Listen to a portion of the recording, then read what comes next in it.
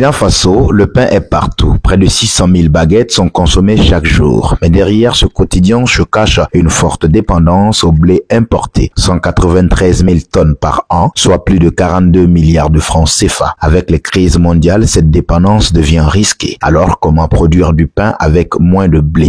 L'Institut de recherche en sciences appliquées et technologies IRSAT a lancé une solution innovante, un projet de farine panifiable à base de manioc et PDCO. L'objectif de cette innovation, menée dans le cadre du projet développement d'une technologie de production de farine panifiable et de pain à base de manioc et de PDCO, est de créer un pain local, nutritif et plus résilient, une avancée pour l'économie, la sécurité alimentaire et le goût. L'équipe a pu travailler à incorporer des farines locales produites par nos acteurs et pour nos acteurs et pour nos populations. Et ces farines locales, c'est des farines de manioc et des farines de patates douces à chair orange. Deux farines dont les tubercules sont produits localement. Nous avons pu, en tout cas, trouver des taux d'incorporation allant de 40 à 60%. Et même au-delà, nous pensons que l'incorporation de ces patates douces à chair orange avec pour la production du pain, des pains sucrés et des pains simples, pains baguettes, pourrait considérablement réduire la dépendance de l'importation du blé. Pour valoriser les technologies développées, il est essentiel d'adopter les ressources locales comme le manioc et la PDCO. C'est dans cette optique qu'une formation sur les bonnes techniques de fabrication a été organisée à Bobo-Dioulasso du 19 au 20 septembre 2025 à l'intention des meuniers, boulangers, pâtissiers et transformateurs. Nous avons vraiment reçu les bonnes techniques de transformation de la farine panifiable et les techniques vraiment de transformation de la farine panifiable de manioc en pain de manioc. Durant ces 2 jours-là, on a suivi la théorie d'abord et les bonnes pratiques d'hygiène, comment fabriquer les pains avec les gâteaux, avec la farine panifiable, comment fabriquer du pain avec la farine de manioc et la farine du blé. Maintenant, on est en train de faire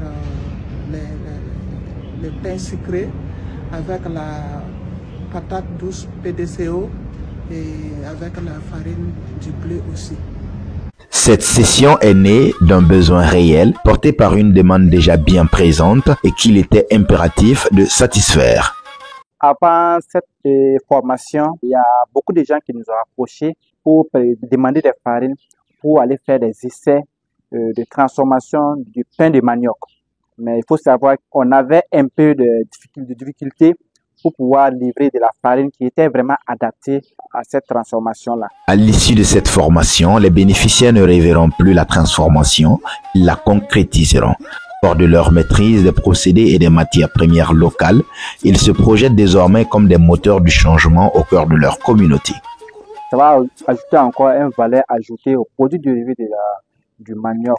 Donc, grâce à cette formation, ceux qui étaient dans les besoins d'utiliser la farine de manioc en pain de manioc ou bien la farine de manioc dans les pâtisseries, donc on va pouvoir les satisfaire. Cette approche va changer beaucoup de choses parce que on avait l'habitude de faire la transformation du manioc en farine.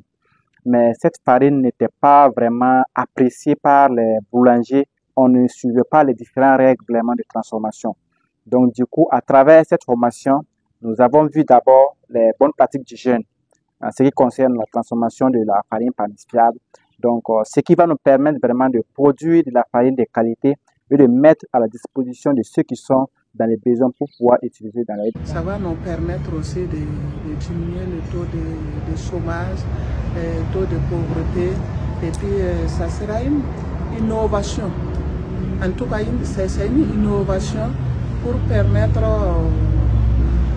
à nos consommateurs de consommer nos produits, transformer nos produits locaux. Pourquoi pas ne pas gagner des partenaires et puis dans les écoles, dans les camps militaires, et avec la population aussi. Voilà. Et la consommation au niveau provincial, régional et national. Voilà. Oui, les réalités qui sont sur le terrain concernant notre pays aussi en innovation, je pense que c'est déjà un avantage pour nous de pouvoir chercher à améliorer dans certains contextes afin de diminuer l'importation de certains produits concernant le domaine de boulangerie. Le manioc et puis la PDCO va beaucoup nous aider à avoir une meilleure qualité de pain en fonction de notre localité.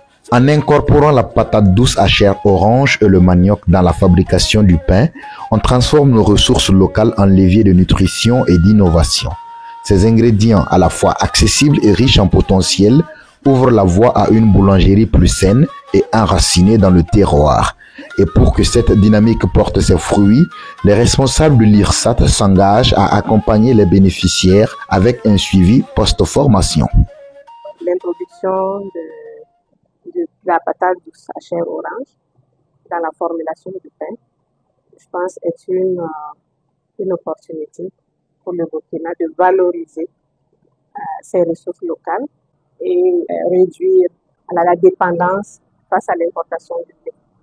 Donc, cela permettra notamment de donner de la valeur ajoutée au produit, non seulement de la valeur ajoutée au produit, mais contribuer aussi à l'essor de l'économie du pays. Les scientifiques sont disponibles et je sais que nos chercheurs feront des passages chez les acteurs formés pour voir comment ils mettent en œuvre la formation qu'ils ont reçue et les technologies qui ont été transférées sur la transformation du manioc et de la PDCO en farine panifiable et en pain. Le projet développement d'une technologie de production de farine panifiable et de pain à base de manioc et de PDCO est financé par le Fonds national de la recherche et de l'innovation pour le développement, FONRID, en partenariat avec le Centre de recherche pour le développement international, CRDI Canada, mise en œuvre par l'Institut de recherche en sciences appliquées et technologies, IRSAT. Il est à sa fin après 18 mois d'activité.